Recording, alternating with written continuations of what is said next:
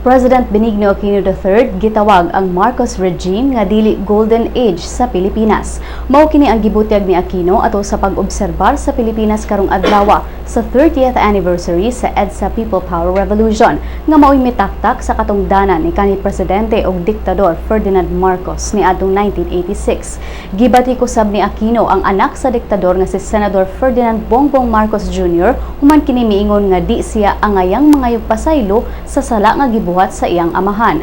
Butyag ni Aquino kan sa mga ginikanan na himong simbolo sa pagsukol sa diktadorya ni kanhi Presidente Marcos nga ang rehimeng Marcos di matawag nga golden age sanglit mao kadto ang pinakangit-ngit nga parte sa kasaysayan sa Pilipinas. Dugang ni Aquino nga ang martial law o sa golden age sab sa pagsaka sa utang sa nasod.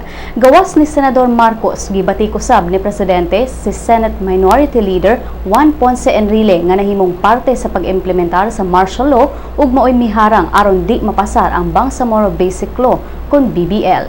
Sa kinawian, giawhag sa presidente ang mga Pilipino nga magtinabangay aron dili na mausab o mabalik pa ang nasinati sa Pilipinas 30 ka tuig na ang milabay. Sama sa naandan, gipahigayon ang tradisyonal nga reenactment ug salubungan kaganinang buntag.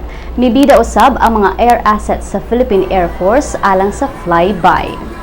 Gitapos ang kalihukan sa pagkanta sa Bayan Ko.